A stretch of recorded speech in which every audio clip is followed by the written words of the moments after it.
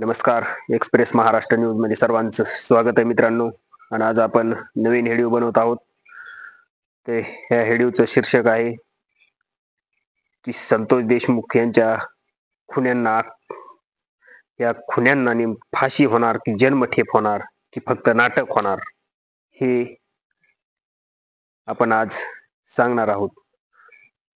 जे संतोष देशमुख यांच्या मारेकरी आहेत आणि ह्या मारेकरी पकडल्याच्या नंतर जी वेगवेगळ्या संस्था नेमल्या गेलेल्या आहेत, त्याच्यामधनं प्रथम स्थानिक पोलीस यंत्रणा असेल, नंतर CID असेल, नंतर SIT असेल आणि आता न्यायमूर्ती टेहलीन असतील. एवढी यंत्रणा लावलेली असताना आज एक तृप्ती देसाई यांनी तो एक बॉम्ब फोडला. आणि तो बॉम्ब म्हणजे तर काय असेल तर तो म्हणजेच धनंजय मुंडे हे देवेंद्र फडणवीस यांच्या जवळचे मित्र आहेत. आणि हे मित्र असल्यामुळे ह्या प्रकरणाला आता शंका येऊ लागलेली आहे की आता न्याय मिळणार की फक्त गोलमाल होणार. हे अनेक जनतेला याची उत्सुकता लागलेली आहे.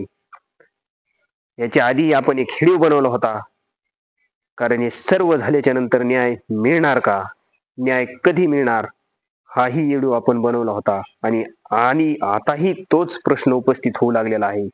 न्याय मिळणार की फक्त गोल गोल माल होणार.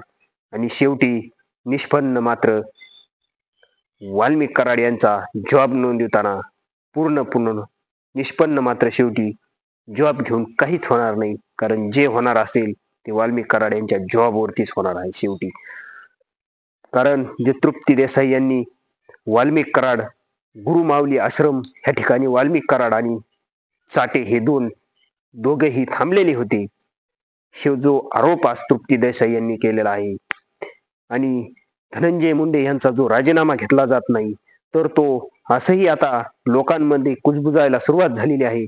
तर हा राजीनामा अजित पवार यांच्यामुळे नसेल घेतला जात नाही, असं आधी संशय वाटत होता. परंतु आता संशय हा लोकांना धनंजय मुंडे यांचा राजीनामा हा देवेंद्र फडणवीस यांच्यामुळे घेतला जात नाही, असाही आता संशय लोकांना उपस्थित व्हायला लागलेला आहे.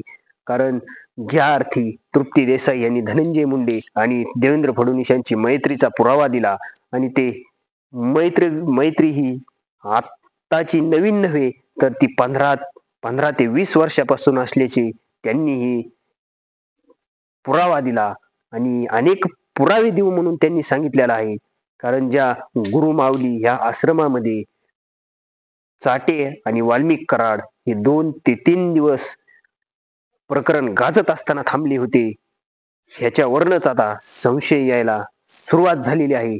आणि जो SIT स्थानिक पोलीस शाखा, CID आणि टेहलीन हे सर्व हे फक्त जनतेच्या दबावापोटी तयार करून किंवा जनतेच्या दबावापोटी निर्माण करून ह्याच्यामधनं निष्पन्न मात्र शेवटी ते मात्र काहीही होऊन द्यायचं नाही का, हे असंही आता ह्याच्यातून दिसायला लागलेलं आहे का, हे आपण फक्त आता न्याय मिळणार का नाही हाच आपल्याला आता पाहायचा आहे. येणाऱ्या काळात न्याय मिळतोय की नाही. आणि दुसरी गोष्ट मी जाता जाता सांगून जातो की इथे जर न्याय मिळवायचा असेल तर मराठा समाजाला संतोष देशमुख यांना न्याय देण्यासाठी मराठा समाजाला आता जागरूक राहणं, आणि ज्या वेळेला रस्त्यावर उतरायची पाळी येईल त्या वेळेला रस्त्यावर उतरावंच लागेल.